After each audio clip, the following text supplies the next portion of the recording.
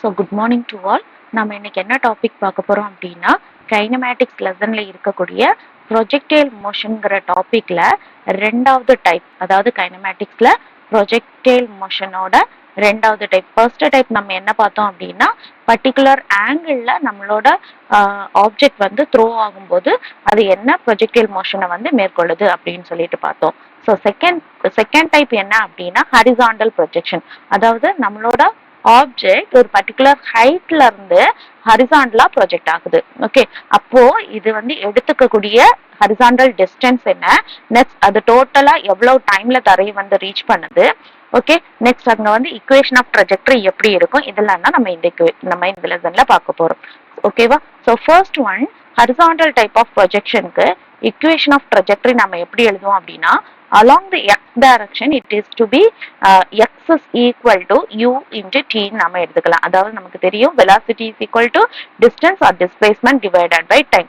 அப்ப x is equal to v into t, அதாவது vங்கிறது என்னது, இங்க initial velocity into time அப்படின்னு சொல்லிட்டு நாம எடுத்துக்கலாம். ஓகே, இப்போ along the y direction equation of trajectory can be written from this equation, அதாவது s is equal to ut plus half gt square.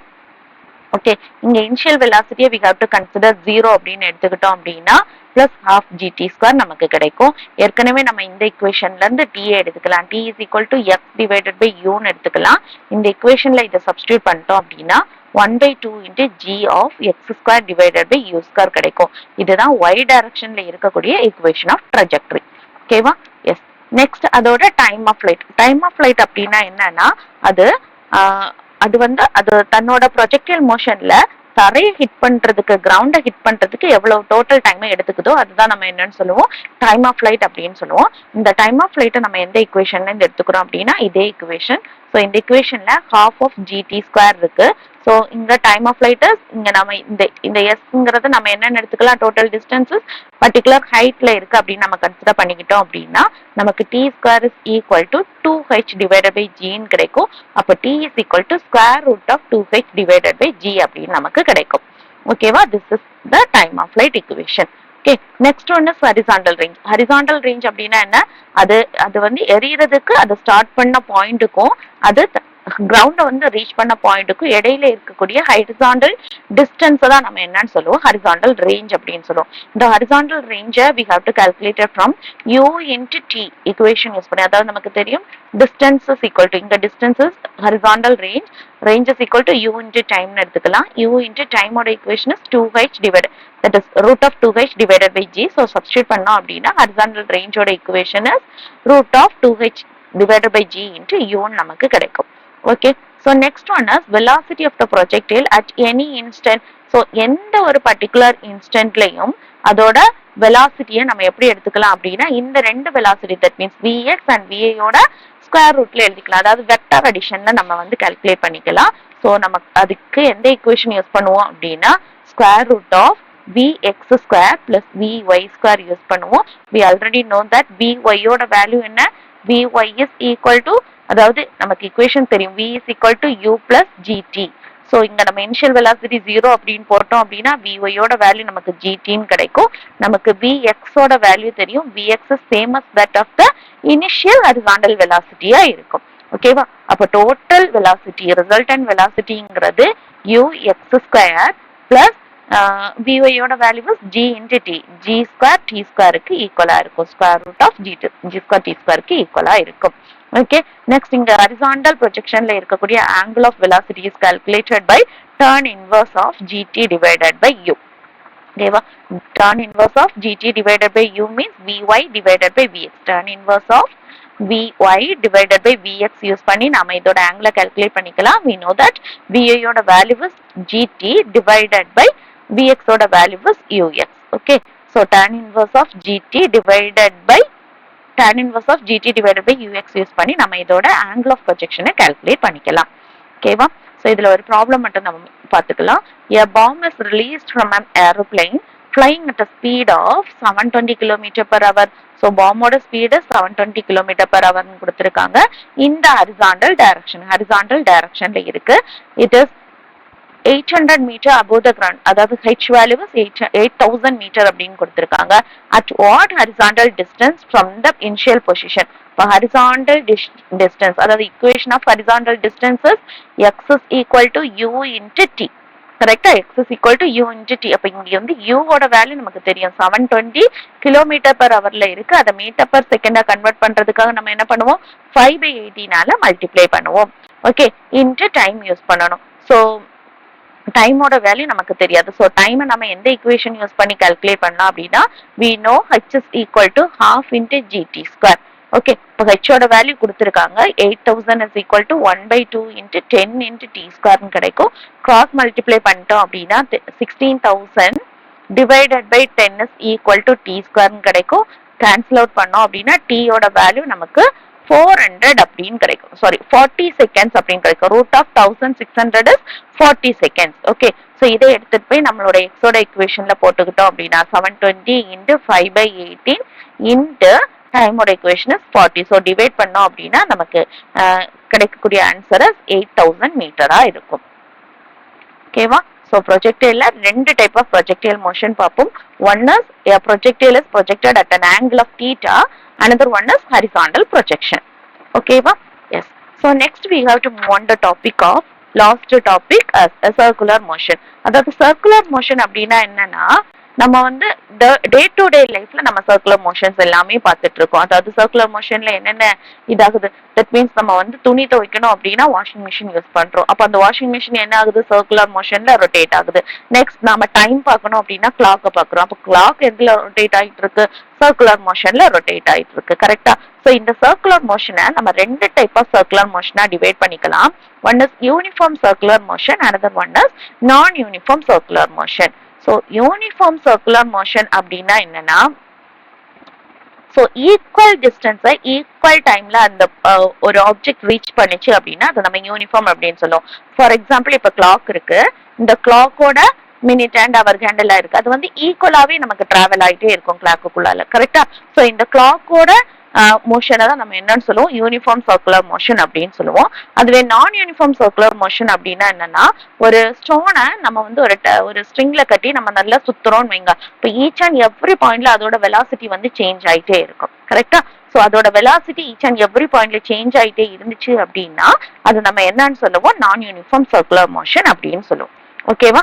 Then circular மோஷன்ல நம்ம என்னென்ன டேர்ம்ஸ் யூஸ் பண்ண போறோம்னு சொல்லிட்டு பார்க்கலாம். ஸோ சர்க்குலர் மோஷன்ல ஸோ சர்க்குலர் பாத்ல அந்த object சுத்தணும். கரெக்டா? அப்ப அந்த சர்க்குலர் பாத்துக்கு ஒரு ரேடியஸ் இருக்கும். ஓகே, இந்த ரேடியஸ் தான் நம்ம என்னன்னு சொல்லுவோம் அப்படின்னா ரேடியஸ் வெக்டார் அப்படின்னு சொல்லிட்டு டினோட் பண்ணுவோம். That is the distance from the centre of the circle to the circumference of the circle is called as what? Radius vector. Okay, so first one is radius vector. Next one is இதோட angular position. Angular position அப்படின்னா என்னன்னா, இந்த circular motion இந்த பாத் இந்த இப்போ ஒரு object இருக்கு, இந்த ஆப்ஜெக்ட் ஏங்கிற பொசிஷன்ல இருந்து பிங்கிற பொசிஷனுக்கு போகணும். அப்போ போகும்போது இந்த ரெண்டுக்கும் இடையில வந்து ஒரு பொசிஷனை மேக் பண்ணது, that is called as angular position. ஓகேவா? ஸோ நெக்ஸ்ட் ஒன் என்ன அப்படின்னா ஆங்குலர் டிஸ்பிளேஸ்மெண்ட். ஸோ ஆங்குலர் டிஸ்பிளேஸ்மெண்ட்னா வேற ஒன்றும் கிடையாது, ஆப்ஜெக்ட் வந்து ஏல இருந்து பிக்கு போகும்போது ஒரு தீட்டா ஆங்கிளை மேக் பண்ணுது, நெக்ஸ்ட் அது பில இருந்து சிக்கு போகும்போது இன்னொரு தீட்டாவை மேக் பண்ணுது.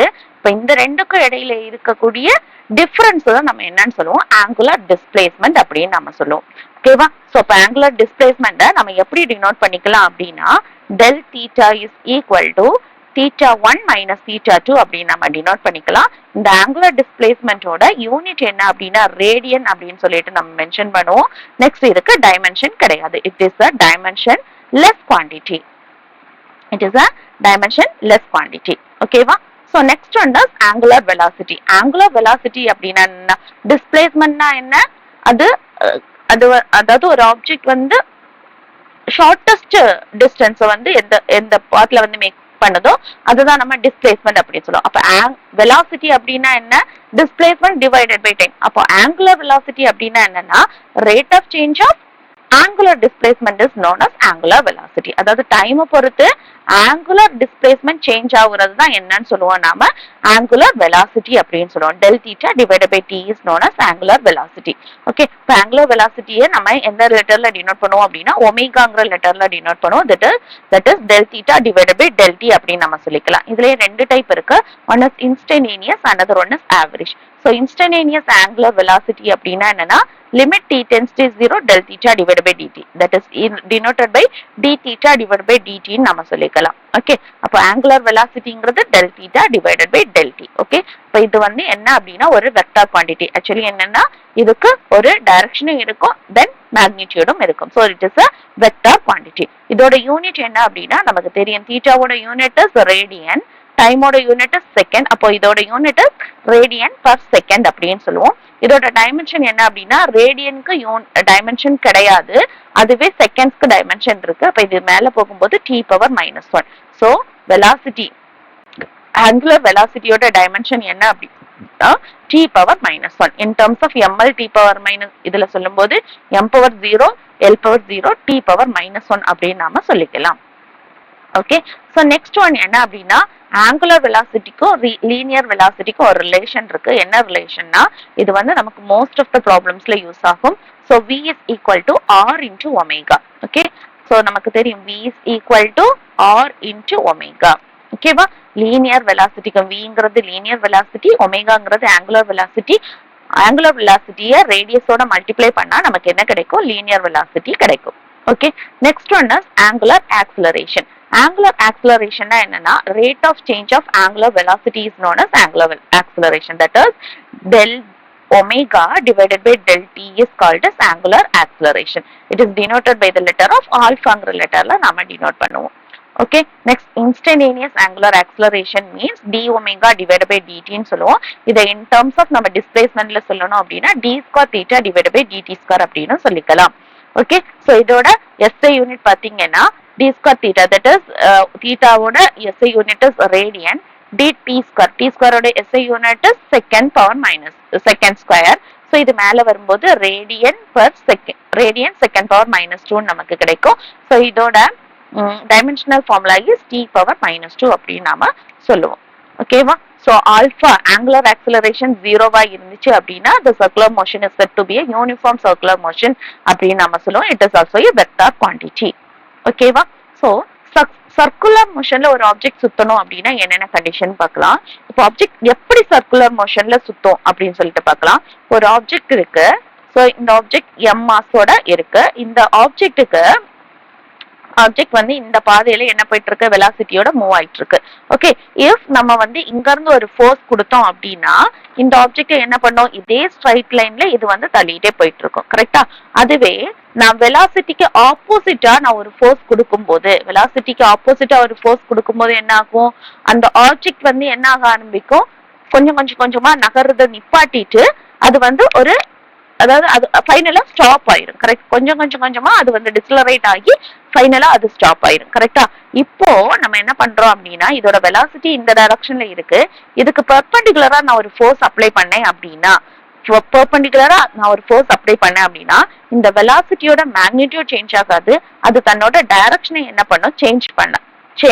ஓகே, அப்ப நான் இங்க வந்து என்ன பண்றேன், ஒரு ஆப்ஜெக்ட் இருக்கு, இந்த ஆப்ஜெக்ட்டுக்கு பெர்பெண்டிகுலரா ஃபோர்ஸ் நான் அப்ளை பண்றேன், வெலாசிட்டி எனக்கு இந்த சைடு இருக்கு அப்படின்னா அது என்ன பண்ணும், தன்னோட டைரக்ஷனை சேஞ்ச் பண்ணும். திருப்பி நான் என்ன பண்றேன், பெர்பெண்டிகுலரா ஒரு ஃபோர்ஸ் அப்ளை பண்றேன், இதோட வெலாசிட்டி இந்த சைடுல இருக்கு, அப்ப என்ன பண்ணுது, அது தன்னோட டைரக்ஷனை சேஞ்ச் பண்ணும். இப்படி ஈச் அண்ட் எவ்ரி பாயிண்ட்ல நம்ம ஃபோர்ஸ் கொடுக்கக்கூடிய ஃபோர்ஸ்னால, அதாவது நம்ம கொடுக்கக்கூடிய தட் மீன்ஸ் பெர்பெண்டிகுலர் ஃபோர்ஸ்னால அதோட டைரக்ஷன் சேஞ்ச் ஆகி அங்க வந்து யூனிஃபார்ம் சர்க்குலர் மோஷனை அது வந்து கிரியேட் பண்ணுது. ஓகே, இப்போ சர்க்குலர் மோஷன்னா என்ன அப்படின்னா ஆப்ஜெக்ட் வந்து சர்க்கிளோட சர்க்கம்ஃபரன்ஸ்லயே சுத்திட்டு இருக்கும். அந்த ஈச் அண்ட் எவ்ரி பாயிண்ட்ல அதோட வெலாசிட்டி வந்து ஃபோர்ஸுக்கு பெர்பெண்டிகுலரா இருக்கும்.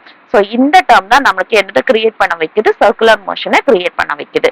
Okay, so ma'am already told circular மோஷன்ல ரெண்டு டைப் ஆஃப் சர்க்குலர் மோஷன் சொன்னேன். ஸோ ஆப்ஜெக்ட் வந்து யூனிஃபார்ம் சர்க்குலர் மோஷன் அப்படின்னா ஈக்குவல் டிஸ்டன்ஸை ஈக்குவல் டைம் இன்டர்வெல்ல ரீச் பண்ணிச்சுன்னா அது யூனிஃபார்ம் சர்க்குலர் மோஷன் அப்படின்னு சொல்லுவோம். அதுவே ஆப்ஜெக்ட் வந்து சேஞ்ச் ஆகுது, டைமை பொறுத்து சேஞ்ச் ஆகுது அதோட ஸ்பீட் அப்படின்னா அது நான் யூனிஃபார்ம் சர்க்குலர் மோஷன் அப்படின்னு சொல்லுவோம். ஓகே, அப்போ ஒரு ஆப்ஜெக்ட் சர்க்குலர் மோஷன்ல சுத்தும் போது அதோட சென்டரை பார்த்த மாதிரி இந்த ஃபோர்ஸ், அதாவது வெலாசிட்டிக்கு பெர்பெண்டிகுலரா அந்த ஃபோர்ஸ் எப்போதுமே சென்டரை பார்த்த மாதிரி ஆக்ட் ஆகும். இந்த ஃபோர்ஸ் நம்ம என்னன்னு சொல்லுவோம் அப்படின்னா சென்ட்ரிபெட்டல் ஃபோர்ஸ் அப்படின்னு சொல்லுவோம். இந்த சென்ட்ரிபெட்டல் ஃபோர்ஸ்னால இந்த ஆப்ஜெக்ட் என்ன ஆக ஆரம்பிக்கும், ஆக்சிலரேட் ஆக ஆரம்பிக்கும். தட் இந்த ஆக்சிலரேஷனை தான் நம்ம என்ன சொல்லுவோம், சென்ட்ரிபெட்டல் ஆக்சிலரேஷன் அப்படின்னு சொல்லுவோம். இந்த சென்ட்ரிபெட்டல் ஆக்சிலரேஷன் எப்போதுமே எதை பார்த்து தான் இருக்கும், அந்த சர்க்கிளோட சென்டரை பார்த்த மாதிரி இருக்கும். ஓகேவா? சோ இது ஃபோர்ஸ் நம்ம பெர்பெண்டிகுலரா கொடுக்கும்போது நமக்கு centripetal force and acceleration create ஆகுது. இந்த சென்ட்ரிபெட்டல் ஆக்சிலரேஷனோட ஈக்குவேஷன் என்ன அப்படின்னா v² டிவைடட் பை r ன்னு சொல்லிட்டு நாம எழுதிக்கலாம். ஓகேவா? இன் டர்ம்ஸ் ஆஃப் நான் ஒமேகால சொல்லணும் அப்படின்னா we know that v is equal to r into omega. இப்போ இங்க சப்ஸ்டிட்யூட் பண்ணோம்னா r² omega² divided by r ன்னு எடுத்துக்கலாம். இந்த r கேன்சல் ஆயிடுச்சுன்னா நமக்கு சென்ட்ரிபெட்டல் ஆக்சிலரேஷனோட வேல்யூ r into omega² ன்னு கிடைக்கும். ஓகேவா? Yes. So non-uniform circular motion. In non-uniform circular motionல ஆப்ஜெக்ட்ல ரெண்டு விதமான ஆக்சிலரேஷன் இருக்கும். ஒன்னு என்னன்னா சென்டர் பார்த்த மாதிரி இருக்கக்கூடிய ஆக்சிலரேஷன், இன்னொன்னு என்ன அப்படின்னா அதுக்கு வெளியே பார்த்த மாதிரி, தட் மீன்ஸ் அந்த வெலாசிட்டியோட டைரக்ஷன்லயே இருக்கக்கூடிய ஆக்சிலரேஷன். ஓகேவா? சோ சென்டர் பார்த்த மாதிரி இருக்கக்கூடிய ஆக்சிலரேஷனை நம்ம சென்ட்ரிபெட்டல் ஆக்சிலரேஷன் அப்படின்னு சொல்லுவோம். அதோட வெலாசிட்டியோட டைரக்ஷன்ல இருக்கக்கூடிய ஆக்சிலரேஷனை நம்ம டான்ஜென்ஷியல் ஆக்சிலரேஷன் அப்படின்னு சொல்லுவோம். ஓகே, இந்த சென்ட்ரிபெட்டல் ஆக்சிலரேஷன் நமக்கு ஃபோர்ஸ் வெலாசிட்டிக்கு பெர்பெண்டிகுலரா இருக்கும்போது கிரியேட் ஆகுது.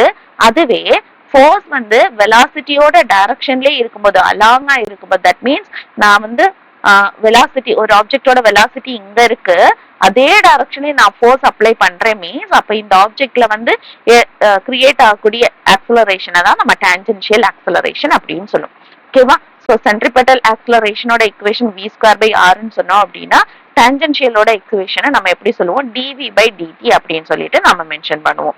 ஓகேவா? அப்ப டோட்டலா ஒரு சர்க்குலர் நான் யூனிஃபார்ம் சர்க்குலர் மோஷன்ல வரக்கூடிய டோட்டல் ஆக்சிலரேஷன்ங்கிறது இந்த சென்ட்ரிபெட்டல் ஆக்சிலரேஷனுக்கும் டான்ஜென்ஷியல் ஆக்சிலரேஷனுக்கும் இடையில இருக்கக்கூடிய வெக்டர் அடிஷனா இருக்கும்.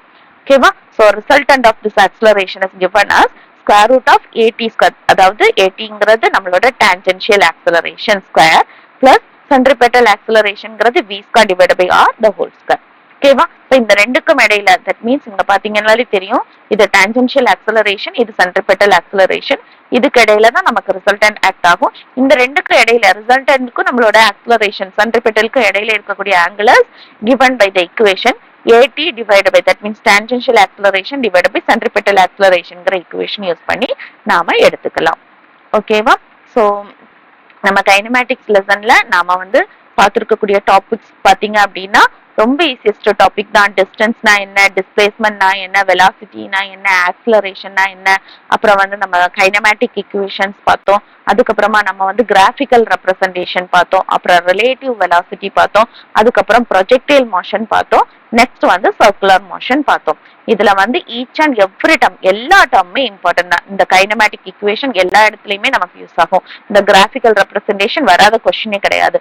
ரிலேட்டிவ் மோஷன் கண்டிப்பா உங்களுக்கு அது important. Next projectile motion, it is also important one. ஓகேவா? சோ இந்த ப்ரொஜெக்டைல் மோஷன்ல இருக்கக்கூடிய ஹாரிசாண்டல் ரேஞ்ச், அதுக்கப்புறம் அதோட maximum height and horizontal range இம்பார்ட்டன்டா தெரிஞ்சு வச்சுக்கோ. ஓகேவா? Okay, thank you.